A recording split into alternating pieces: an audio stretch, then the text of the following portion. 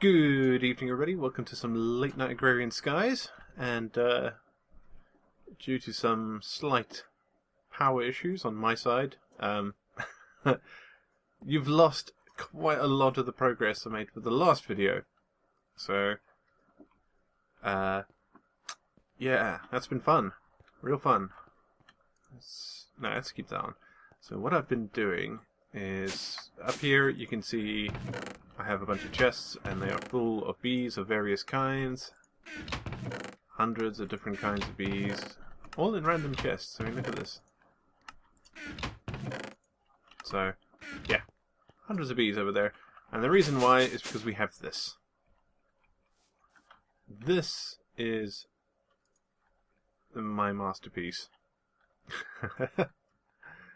It is still a work in progress. I'm busy creating one of every type of bee that is possible in this pack. There are some issues. Some of the bees require things like dead bushes and stuff like that that you can't normally get, so I'm going to have to do a little bit of engineering to get those to work. And I died twice because I was just going around checking on them, seeing what was happening.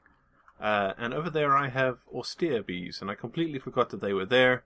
You walk past them without a full apiarist set, and they kill you. Twice. So yeah, there's been a lot of development here, but it has highlighted an issue of mine that I'm now having, in that I am running out of power like you would not believe, so we will need to work on that. I did want to get on with magic. It was just another side episode where I finally started to do something with all the bees that I'd been hoarding and show you what I was going to do. So we're going to work on power this episode, and then thankfully, hopefully with that done, we'll be able to move back over to magic and get that sorted. So I've got this space over here where we're going to work on turbines. I quite like big reactors, and I like what it does, so I'm going to utilize that and make some turbines, and we're going to need quite a lot of materials about it. Lots of Enderium and so much steel, like you wouldn't believe. Luckily, we got this thing, so we should be okay. Alright, I'm going to collect everything that we need, and we will be back momentarily. And so it begins. Right, so I started off building one of these, and I've got a copy of this world in a creative version that I keep, and I played around with it, and I built the one, and I was very happy with it, and then a thought entered my brain, and that thought was, wouldn't it look cooler if there were two of them? which has led me to this point, which is well, yeah. We've gone a bit nuts. Right, so let me explain what's going to go on here. I should have more reacted glass. Oh, no I don't. I need to make some more reactor glass. Okay. We're going to have a actively cooled reactor, and it's going to be actively cooled by water. And it's going to feed all that steam that is generated by the heat of the reactor into this giant turbine case. So what I'm going to do here is I'm quickly going to set up this giant turbine. So it's blue, blue, red, red. Blue, blue, red, red. So these match. And what these will do is this is going to output steam to this one, which will put it into the machine. This will output water into this one, which will help feed this. That is right, yes. Okay. I can actually check on the side. Dirt. Once it's all working, all this disappears. You can't see any of this. Alright, so what we next need to do is we need to put in our rotor shaft. And this is going to be 14 long. It goes all the way across the turbine, all the way to the wall. Let me do this one as well. And we'll stick on the blades in a minute. Okay. Might as well just put the controllers in. I'm just going to put the controller here. It doesn't actually, like the normal reactor, it doesn't actually matter where you put the controller, as long as it's in somewhere. And then we have our power units, our power taps. We have 3 because these huge turbines output 24k RF per tick. So one of these things can only handle 10k, and we're using redstone energy conduits, so they can only handle 10k anyway. So you need 3 to get all the power out properly. This thing that I'm doing here, this is called the coil. So it's just basically part of the dynamo itself, the electromagnetic coil. So this is how the actual electricity itself is generated. And it's not quite complete because after playing around with it, this setup works best. If I add these bottom 3, I don't actually get any more power out of it, so why waste the Enderium? Even though I did actually make a little bit too much. But I can use that for other things.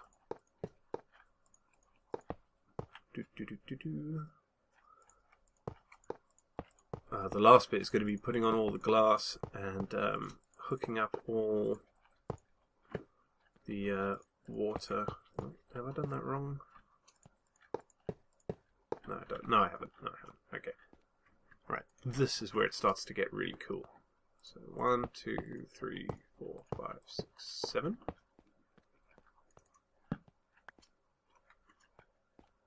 And oh no, not you. Don't do that. Don't do that. That was bad. Ah, wait, what am I doing? I can do it this way. I've already built one of these things like 6 times already, so I should know the easiest way to put it all together by now, you'd think. Nope, nope, just constant derp.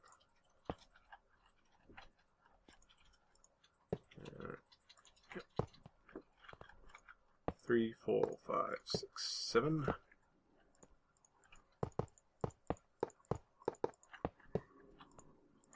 Is that right? Yep. So we're going to put 4 blades per side here.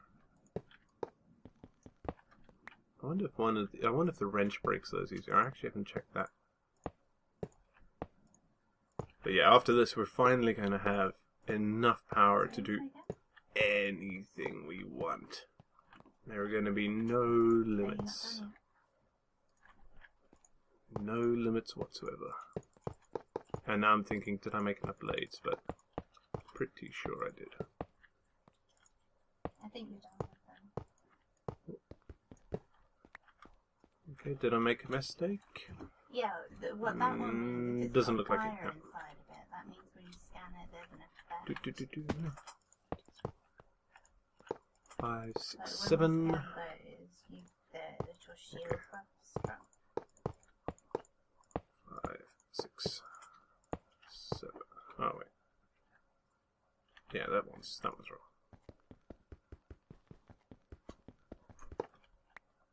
Now, there are 2 spaces here because adding more rotors than this actually decreases performance. Which one? Oh, I'm gonna sneeze. You scan icons on their names. Sorry about that. Ooh. I hate sneezing videos, and because I'm using this new blue snowball, I've not figured out a good way to mute it for random noises yet. So I have to be careful. You'll probably hear Cat complaining at people about sucking at Wildstar. Quite often.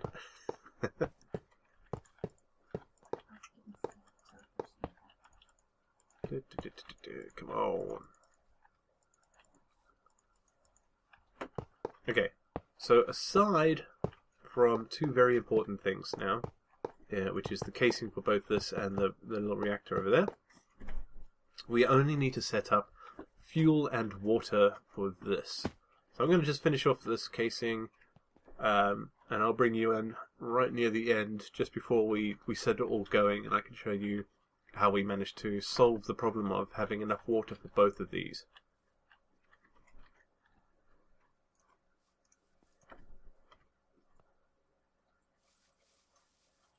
And here we are.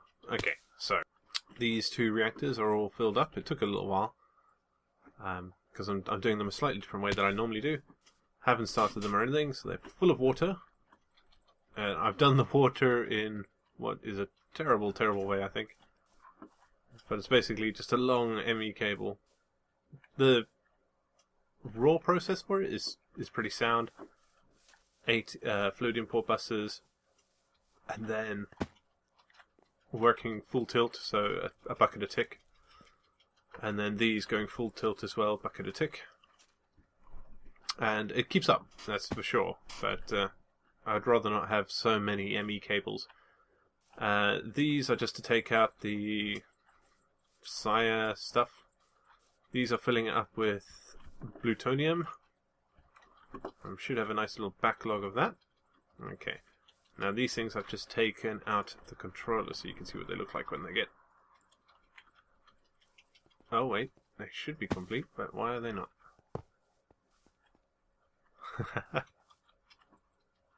Oh no, that one's missing a whole bunch of glass. Is this one missing glass as well? What the heck?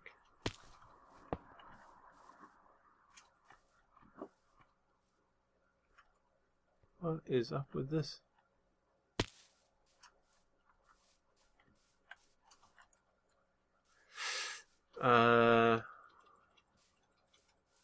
Oh, there's a torch inside it. Okay. Yeah. Oh. Can't have that. Can't have a torch. Doop. Boom. Okay, so this one is complete. This one we just need to grab all the glass for. Ugh. Because that thing ran out of power. Just running over here. I lost my warp book when I died to the freaking bees. So I need to remake that at some point. Alright. Let's get this going. There's a torch in there, so we need to take rid of that, get rid of that. And we need to get rid of that cat.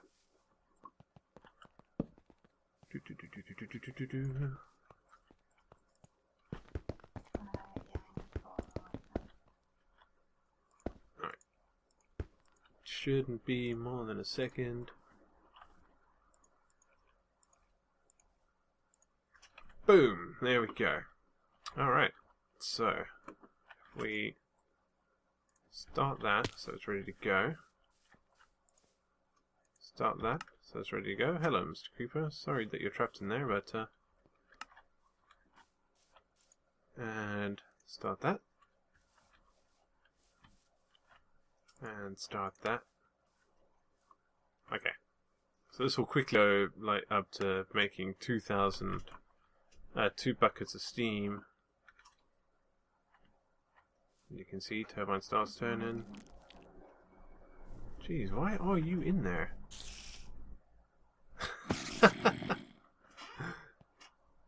That's hilarious. It's going to get a bit warm in there. So these things are going to start turning. And it's going to be slow going to start off with.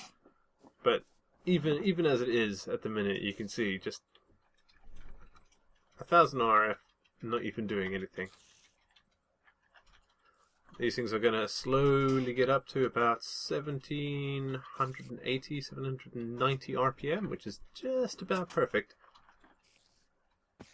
And then we can start to pump the power out. So I've made a bunch of tesseracts. So actually what I'll do is, because what we definitely need to do is start utilizing power 1. Oh, no.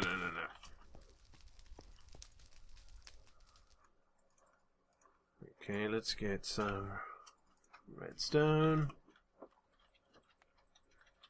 I thought about controlling this via RedNet, and I did have a RedNet controller on here for a while, but I needed 100% output all the time, so I took it off. I was just wasting time there. Yeah, dude, yeah, I can hear you. Right. So this will ensure that we are always getting power. Always, always, always. We will set up multiple power networks, but for now, send energy. Send energy. Alright. So this won't buffer up. We're up to nearly 4k RF a tick already. So we sure as heck aren't worried about power at this point. Now, go over here. Oh, that looks cool, doesn't it? Sparkly. That's a lot of bees. No, these are powering back up. Yeah, because there's way more power in the system now. So those should be good. Excellent. I love that. Look at that. That's just awesome. Alright, so we've got loads of power now, which is good. And I love these, just watch these things go. Right, I'm going to let these things spin up and then we'll be back when they're back in full, and then you can have a look at what they're actually doing.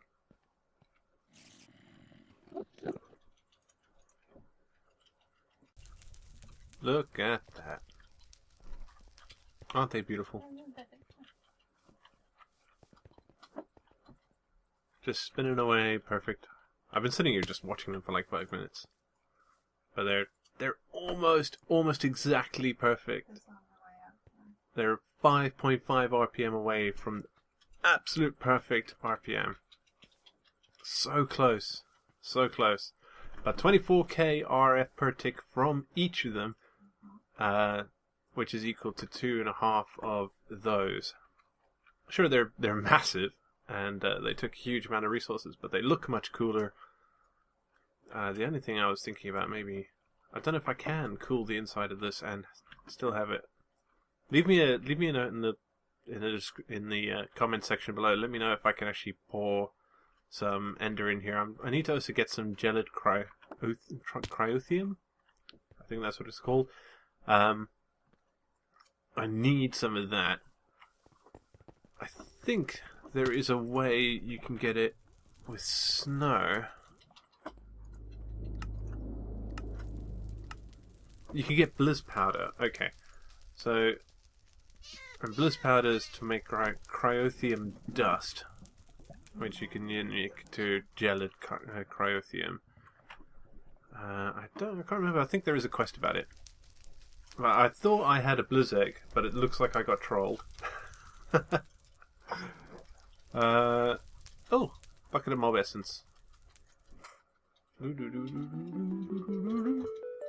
I think what we'll do. How much is this one? Easy. I can do that. That's no problem. Easy. I can actually do quite a lot of these, actually. Milk. Jeez, what? Oh yeah, I need to get my hot stuff back. Darn it. Sewage. Urgh. Mushroom soup bucket. Nice. We need to do some of that. I'm trying to find out where. I thought there was cryothium in here, but it's... Oh, there it is. There's just one. I thought there was more. Other thing we need to do is set up for this, because I could really use attuned princesses. Nice. Alright, guys. So we've got power finally sorted. Oh yeah, I just wanted to quickly show you what else I've been doing. I set this platform up over here. These are all my pulverizers.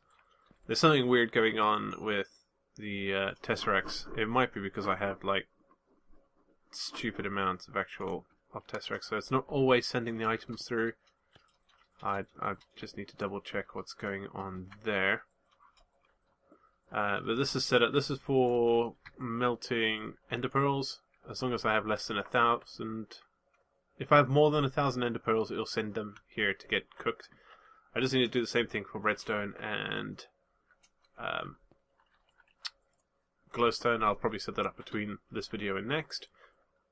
Glittering gold. This is what handles the plutonium. This is a smelter range. This is for Eulorium, which I don't know why that one isn't going either. If we go back up here, just show you. I'm using the blue snowball. I'm still trying to get used to it because it's a bit strange because I'm used to having a headset mic. So you're used to having to talk at a certain level and pace, and I'm not quite sure with the microphone just yet. And placement as well. I've been moving it around between videos trying to figure out where the best place is. So this is where all my sorting stuff happens. Mutagen out. Lava, lava, lava, lava. It's all working pretty well. I may need to actually go down another level on this. I think I left enough space. Yeah, I did. So that I can add a second floor to this and do even more ins and outs, but I have no idea if there's like some sort of issue with multiple Tesseracts. Yeah, could be. But we'll check that out next time. Back to magic, because everything I wanted industrial-wise is sorted. I just need to do a few bits and bobs, and we'll show you that at the beginning of the next episode, but we will certainly be concentrating on magic once again.